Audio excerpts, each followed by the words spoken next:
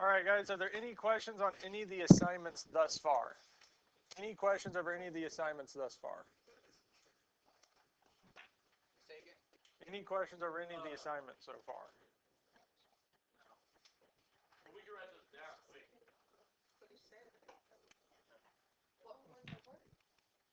She said no. All right, guys, computers, Chromebooks away. We're going to go on and get started with today's lesson.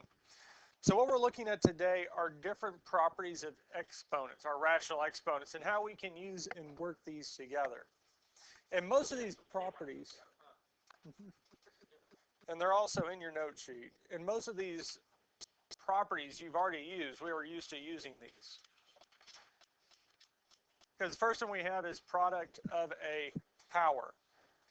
Product of a power is just saying that if we multiply two like bases together, we can add the exponents. If the bases are the same, we add the exponents together. So 5 to the 1/2 times 5 to the 3/2 would be our 5 to the 1/2 plus 3/2, and we can add those exponents together. Yep.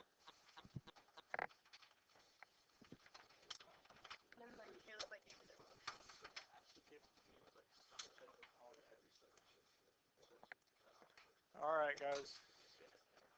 Now, power of a power. Whenever we have a number to an exponent, we can multiply those exponents together. So 3 to the 5/2 squared would be 3 to the 5/2 times 2, and we can multiply those together. Our power of a product, if we have two things being multiplied together to an exponent, we can apply that exponent to both terms.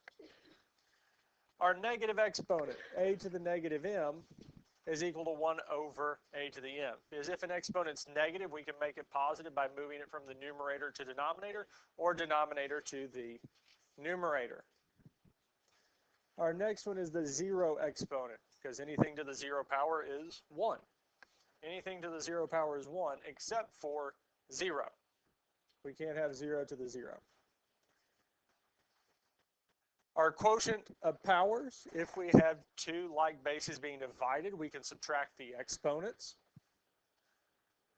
And lastly, our power of a quotient, if we have two numbers being divided to an exponent, we can apply that exponent to both of the terms.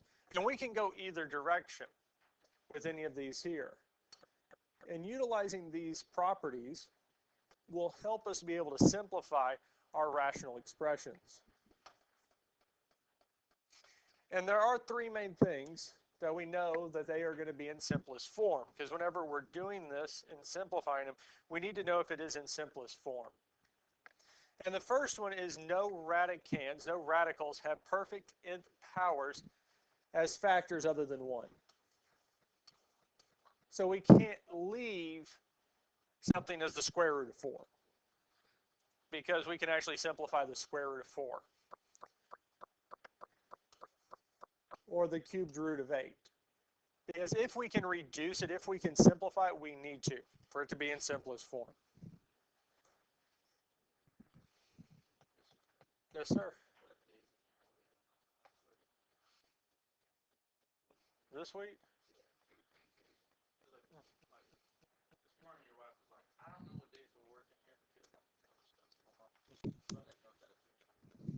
We'll be having class, because it's up there too. Monday, Tuesday, and Wednesday.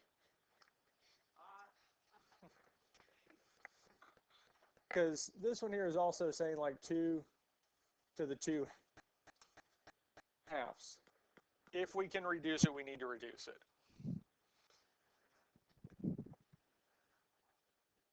Or 5 to the 6/3. The second one, no radicands contain fractions, so we can't have the square root of 2/5. We cannot have it. We can't leave it as this here. We cannot have a fraction inside of a radical.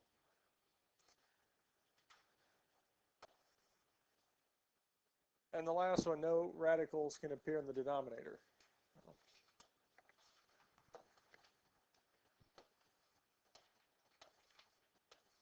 So we can't have 1 over the square root of 2. We can't have these radicals in the denominator.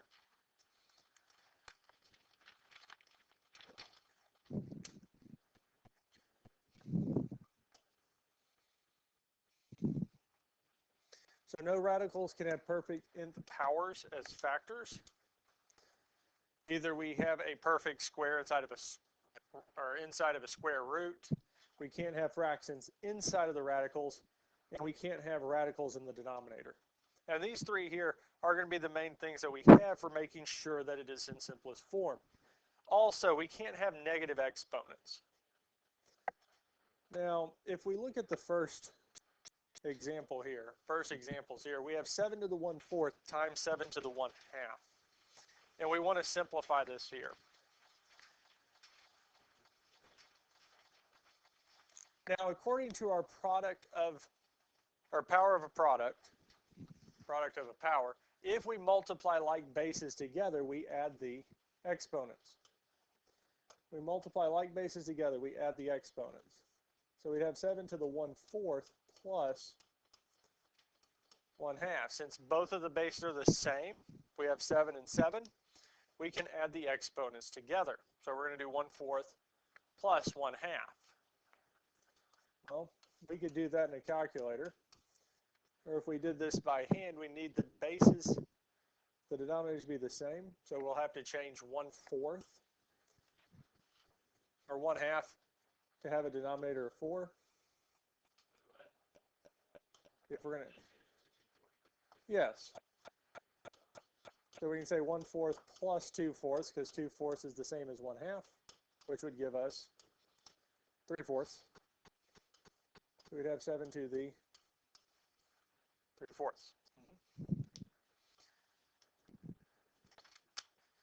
And that would be it. Yeah. Because 7 times 1/4 times 7 to the 1/2. Because when we multiply like bases, we can add the exponents. So we can add the 1/4. No, because it's not 7, it's 7 to the 1/4 power, or it's 7 to the 1/2 power.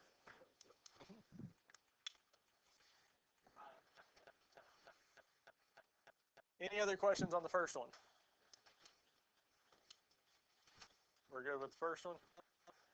Okay, now we can look at the second one, B. Inside the parentheses, we have 6 to the 1/2 times 4 to the 1/3, and all of that is to the second power. Now, we could multiply the 6 and 4 if we could rewrite them as the same number to an exponent.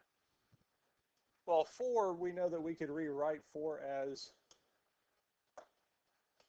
2 squared, but there's no way for me to write 6 as 2 to a power, or it'd be a nice whole number.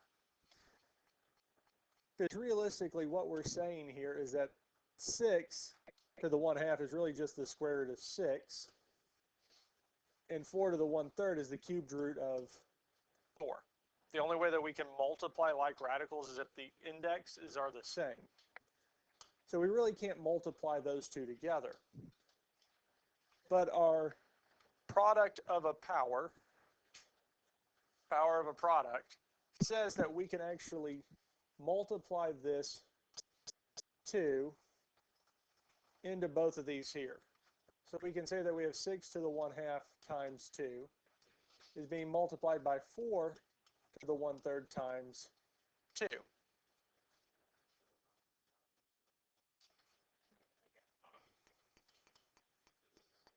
It's the same thing because it's understood to be 2 over 1. So we don't have to actually write that in. Now we can go on and multiply 6, because our 1/2 times 2 would be 2 over 2. Times 4, 1/3 times 2 would be 2/3. Now we can simplify one of these two fractional exponents because 2 divided by 2 would give us 1 for our 6, so it would just be 6 times 4 to the 2/3 because we can't really simplify 2/3 any further. So this is actually it.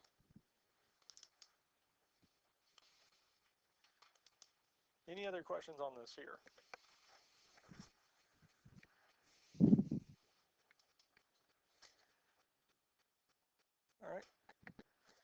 we can look at C, the last one for this slide, and we can do the exact same thing we just did because we do have powers of a power or power of a product, and we also have negative exponents because we can apply the negative exponent property here, or we can wait till the end.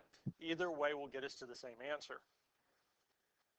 Now, if we apply this power first, multiply both, for our 4, we'd have 4 to the 5th times negative 1/5 times 3 to the 5th times negative 1/5.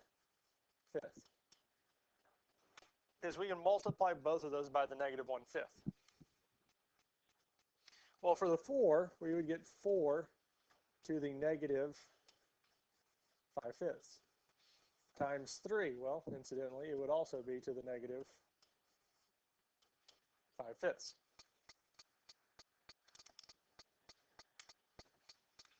Thank you. Any questions on any of this here? Well, negative 5 divided by 5 would be negative 1, because anything divided by itself is 1, and since it's negative, it'll be negative 1. And again, with the 3's exponent, negative 5 divided by 5 would also be negative 1.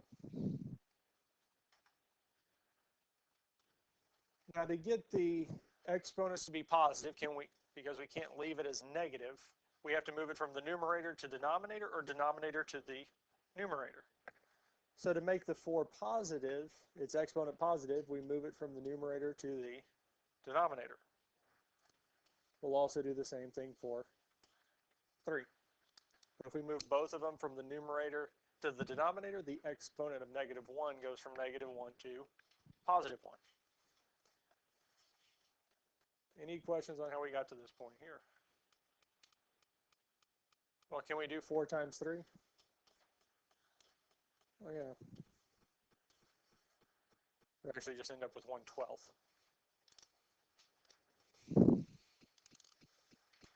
So some of these here, like this one, we could have plugged it into the calculator and it would have given us our answer as 1/12. We'd have to convert it from a decimal to a fraction for the graphing calculator.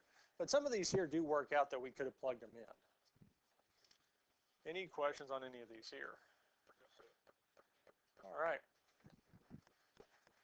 Let's go on and look at the next one. So our next one here is 5 over 5 to the 1/3. Now we do have like bases. We do have both of these as 5. And whenever we have like bases, we can subtract the exponents. Well, the denominator is 1/3. What is the exponent that goes along with the numerator? 1. Because since they did not write an exponent with the numerator, it is understood to be 1. So we have 5 to the 1st over 5 to the 1/3. Because we do have like bases, we would subtract the exponent, so 1 minus 1/3. And if we take 1 minus 1/3, we get 2/3. And that's it. 5 to the 2/3.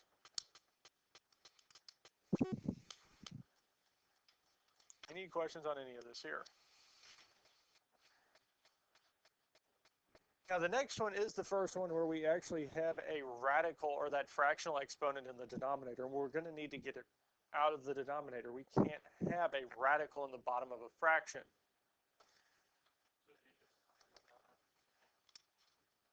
We would need to see what we would need to multiply by 1/3 to really get the 6 to go away or get rid of that radical.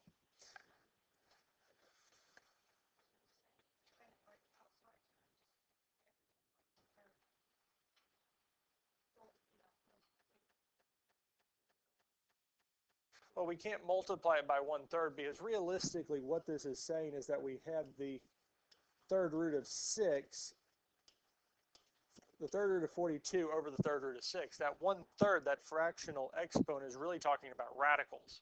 So to get rid of it, we would need to see what would we multiply the 6 by so that we would have a nice even cubed root to simplify it away.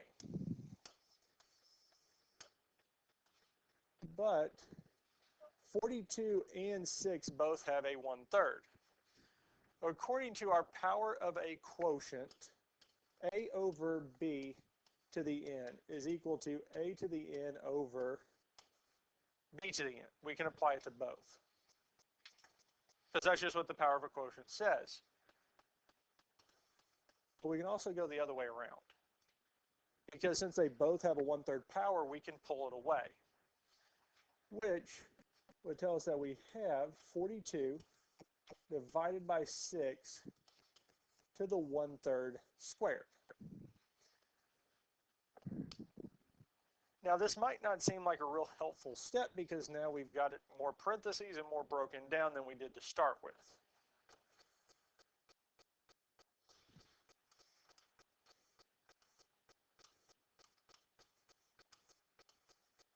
But what do we have all the way on the inside of that now?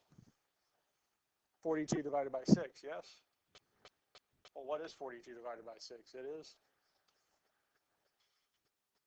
So since it worked out that those two actually divide and divide evenly, we can break that apart, pull that 1/3 out for now, and actually simplify what's inside.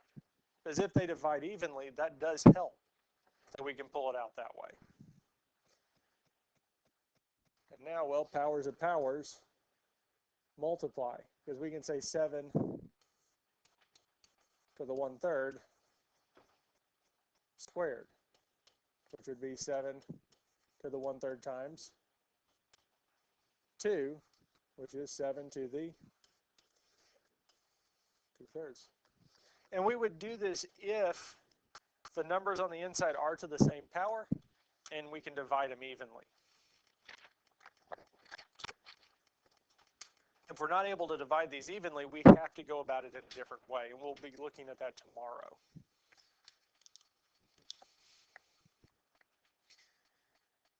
Any other questions on this here?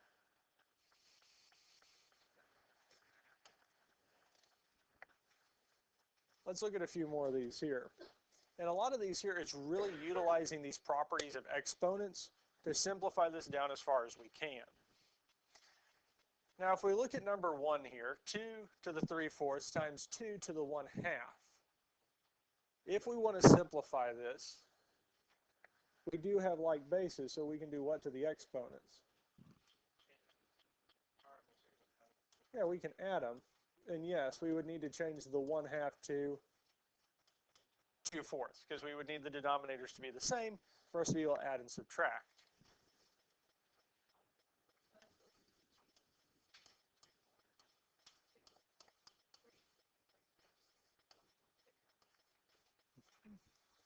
Which will really tell us that we have 2 to the 5/4. Because we're just adding the 3/4 and 1/2 together, which would give us 5/4. So 2 to the 5/4 would be this in simplest form. Now we don't have to rewrite it as a radical and rewrite it in that form, but this is as simplified as it gets. Any questions on this here?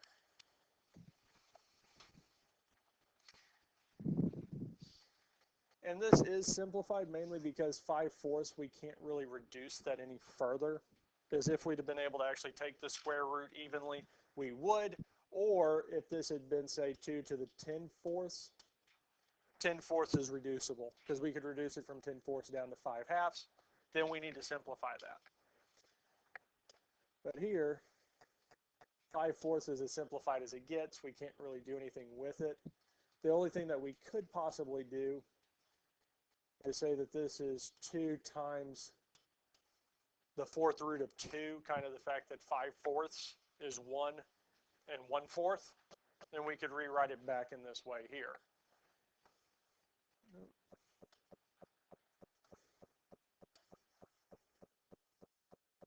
Okay. Any other questions on this here before we look at number 2?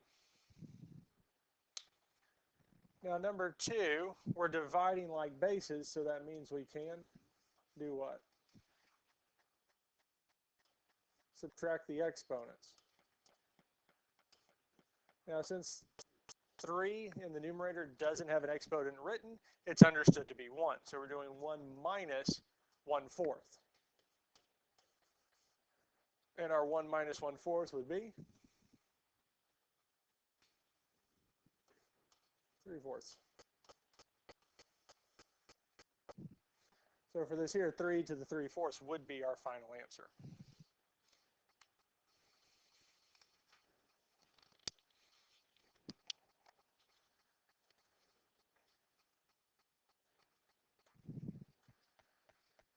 Any questions on any of this here? Any questions over anything we've done so far? All right. Let's look at number 3. So number 3 is 20 to the 1/2 divided by 5 to the 1/2 to the 3rd power. And if we remember back to last week, when we talk about 1/2 exponents, we're really talking about square roots. Because again, the number at bottom is the index and the number up top is the number that goes in the exponent. As we were really saying last week, x to the a over n is equal to a to the n over x. The number inside the root is what goes on bottom of the fraction, and the exponent inside goes on top. So 1/2 is really telling us that we have the square root of 20 over the square root of 5. Now we can't take the square root of 20 or the square root of 5, but 20 over 5 actually would divide. We can divide those evenly, so we would want to break it up in this way so that it's easier to work with and we can get rid of the fraction. Because we'd have 20 divided by 5.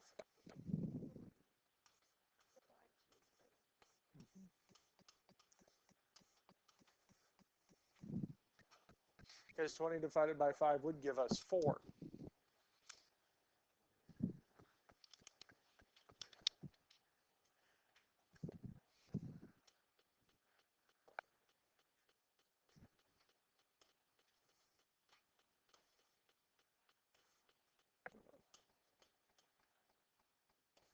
Now this is interesting because if we apply the first exponent, we get 4 to the 1/2, which, as we saw last week and as I've been saying a few times over now, really what we're saying 4 to the 1/2, 4 to the 1/2 is just the same as the square root of 4. Can we actually take the square root of 4?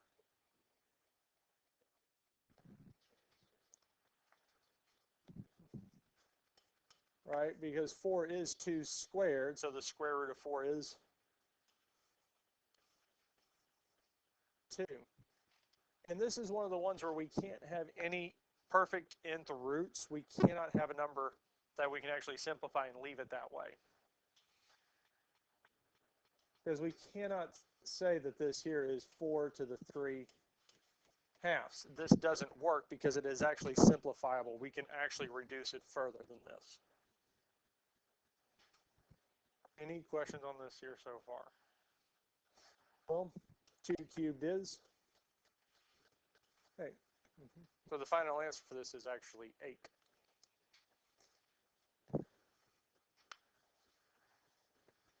Any questions on any of this here? Any questions over anything we've done so far?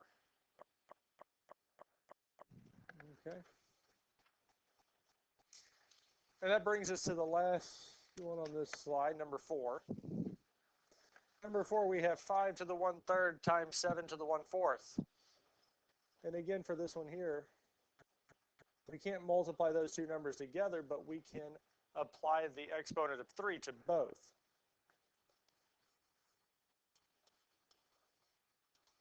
So we'd have 5 to the 1/3 times 3 times 7 to the 1/4 times 3.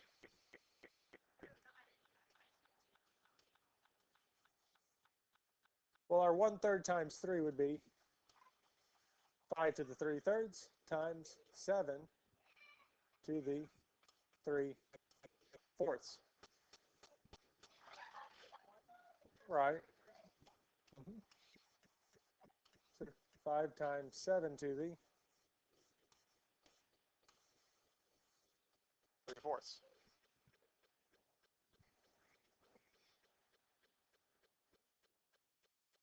That'd be it. Any other questions on any of this here?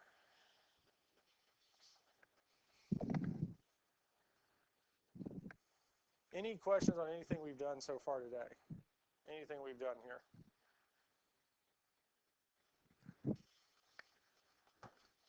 Do we need to see another example of one of these? Because the rest of these are just reiterations of what we've done already. Okay, I'm going to let y'all use the rest of the time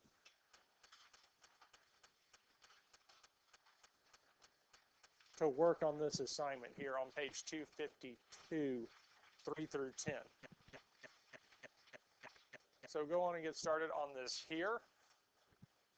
And if you get finished, you can go on and turn it in.